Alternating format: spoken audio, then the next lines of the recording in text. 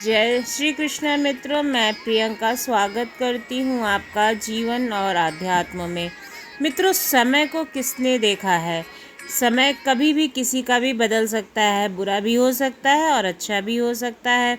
कई बार हम अपने समय के चक्र में फंस जाते हैं और बहुत परेशान होते हैं। तो आज मैं आप लोगों के लिए ऐसी ही एक कहानी लेके आई हूँ, ऐसी साखी लेके आई हूँ, समय का चक्र। एक राजा ने अपने दरबार में ऐलान कर रखा था कि कोई भी राज दरबार में आकर अगर भविष्यवाणी सुनाता है और वो भविष्यवाणी सच हो जाएगी तो उसे इनाम दिया जाएगा। ज्योतिष के बड़े बड़े जानकार विद्वान पंडित वहां जाकर भविष्यवाणी सुनाते और यदि वे संयोगवश सच साबित होती तो उन्हें अच्छा सा इनाम मिलता था। उस देश के एक गांव में एक गरीब व्यक्ति रहता था जिसका गुजारा ही बड़ी मुश्किल से होता था। एक दिन उसकी पत्नी ने उससे कहा कि तुम भी राज दरबार में जाकर कोई भविष्यवाणी करो, संभव है कोई सच्ची साबित हो जाए तो हमें भी इनाम मिल जाएगा जिससे जीने का कुछ सहारा मिल सके। वह व्यक्ति बोला, मैं अनपढ़ आदमी हूँ, मुझे किसी बात का ज्ञान नहीं है, कहीं ऐसा ना हो कि राज दरबार में पहुंचकर लेने के देने पड़ जाएं। पत्नी बोली, पुरुषार्थ करना मनुष्य का कर्तव्य होता है, आगे जो ईश्वर को मंजूर होगा वही होगा। तुम जाओ तो सही। खैर, वह आदमी घर से चल पड़ा। रास्ते में चलते चलते जब वह थक गया तो एक पेड़ के नीचे सुस्ताने लगा। उस पेड़ के नीचे एक इच्छाधारी साधु रहा करता था। वह आदमी पेड़ के नीचे बैठकर इच्छाधारी साधु सांप के रूप में सामने आ गया, जिसे देखकर वह आदमी डरकर भागने लगा। सांप बोला, मुझसे डरो नहीं, मैं सांप नहीं साधु हूँ। मैं जो बात कहूँगा तुम्हारे भले की कहूँगा। बताओ तुम कहाँ जा रहे हो? आदमी ने कहा, देश के राजा ने ऐलान किया हुआ है कि जो कोई भी आकर के भविष्यवाणी सुनाएगा, यदि वो सच्ची हो गई तो उसे इनाम मिलेगा। मैं अनपढ़ आदमी हूँ, पत्नी के कहने पर घर से चल तो आया हूँ, परंतु हैरान हूँ कि राज दरबार में जाकर कहूँगा क्या।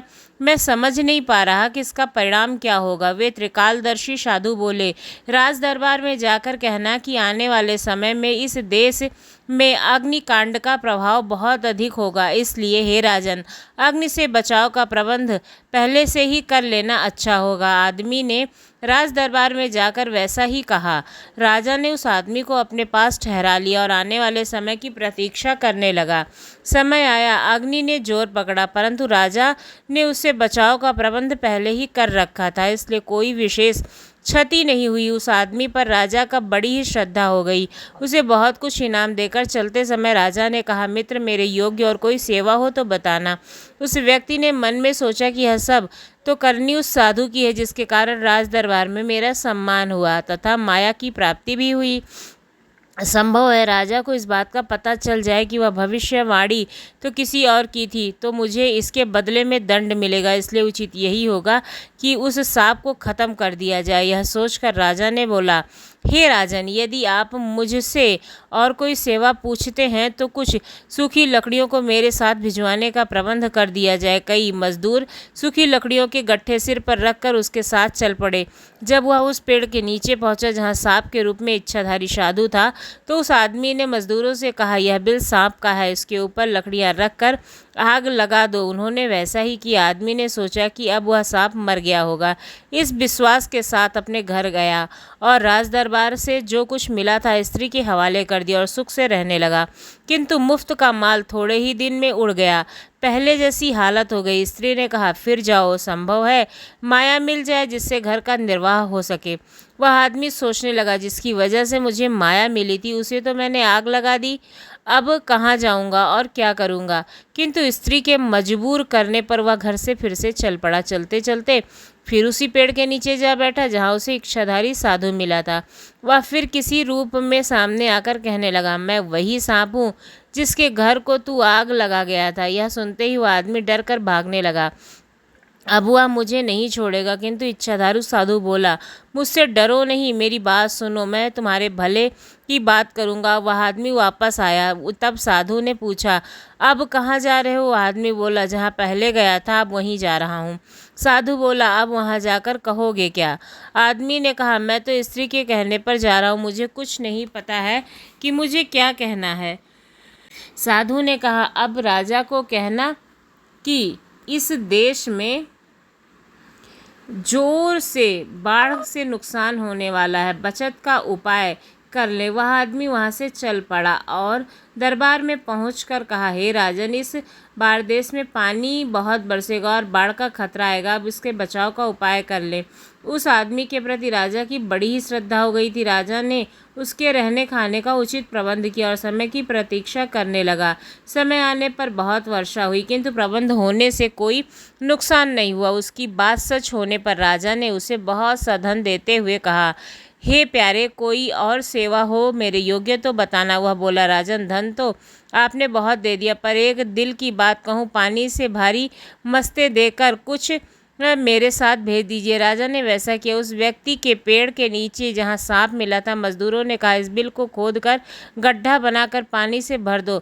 मजदूरों ने वैसा ही किया। वह आदमी अपनी तरफ से उस सांप को मरा मानकर माया को लेकर घर पहुंचा, परंतु उस मुफ्त की माया को थोड़े ही दिनों में खा पी करके फिर उड़ा दिया और कोई काम नहीं किया। फिर वह भूखों मरने लगा। स्त्री के कहने पर जब आदमी फिर उस पेड़ के नीचे पहुंचा तो इच्छाधारी साधु अपने वास्तविक स्वरूप में मिला और उससे पूछा, अब कहाँ जा रहे हो? वह आदमी अपने दुष्कर्मों से डरता और कांपता हुआ बोला, राज दरबार में जा रहा हूँ। साधु ने पूछा, अब क्या कहोगे? वह बोला, जो आप कहें वही कहूँगा। साधु बोले, इस बार राजा को कहना कि आने वाला समय अच्छा होगा, नफरत नहीं रहेगी, कलेश कलह सब मिट जाएगी, प्रेम मोहब्बत का दौर होगा, लोग प्रयाश्चित होकर, प्रसन्नचित होकर, सौहार्द के साथ परस्पर हिल मिलकर सुख शांति से रहेंगे। वह आदमी राज दरबार में पहुंचा। राजा की उस पर पहले से ही श्रद्धा थी। विनम्रता से पूछा, भगवान, इस बार क्या होगा? वह बोला, राजन, अब खुशियों का जमाना है, लोग परस्पर प्रेम करेंगे और प्रसन्नचित होकर एक दूसरे से मिलकर मिठाइयाँ बांटेंगे। राजा पहले ही उसका श्रद्धालु बन चुका था और उसको उचित स्थान पर ठहराकर कुछ लोग सेवा में लगा दिए। कुछ समय बाद वैसा ही हुआ, जमाना बदल गया तो लोग खुशहाल होकर प्रेम से रहने लगे, मानो राम राजा आ गया हो। राजा की श्रद्धा और भी बढ़ गई। बड़ी ही नम्रता के साथ हाथ जोड़कर बोला, महाशय, मेरे योग्य कोई सेवा आदेश हो तो बताएं। जमाना बदलने से अब उस आदमी की विचारधारा भी बदल चुकी थी। वह बोला, राजन, इस बार अच्छी से अच्छी भांति भांति की मिठाइयाँ थाल में सजाकर मेरे साथ भेजने की व्यवस्था की जाए। राजा ने वैसा ही किया। वह आदमी राजा के सेवकों के साथ मिठाइयाँ लेकर थाल सहित उस साधु महात्मा के पास पहुंचा। रोते हुए हाथ जोड़कर विनती की, हे साधु, आप बड़े ही दयालु हैं।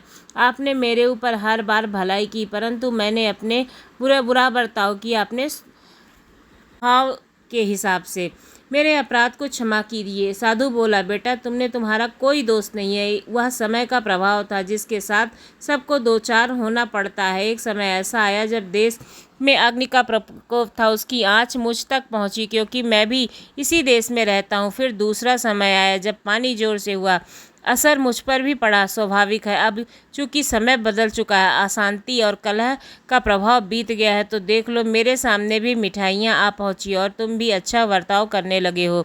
अब समय के परिवर्तन की बात है, किसी दूसरे को दोष नहीं देना चाहिए। चलो, पिछली बातें भूल कर बताओ, अब आगे क्या करना चाहते हो? बोला, भगवान, मुझ अपराधी जीव को मेरे कल्याण का उपाय बताएं। महात्मा ने कहा, बेटा, संत सदगुरु की खोज करके उनसे सत्संग में जाओ, उनके वचनों का पालन करो, नाम का रास्ता लेकर अपनी जीवात्मा को आगावमान और काल के बंधन से मुक्त करो और अपने सच्चे देशवासी बनो। फिर जैसा तुम कर्म करोगे वैसा ही तुम्हें फल प्राप्त होगा और अमर पद भी प्राप्त होगा। तो मित्रों, इसीलिए हमें अच्छे कर्म करने चाहिए, सत्संग सुनने चाहिए, ये भगवान की भक्ति करनी चाहिए। आपको ये कहानी कैसी लगी ज़रूर बताइएगा। अच्छी लगी तो हमारे चैनल को सब्सक्राइब कीजिएगा।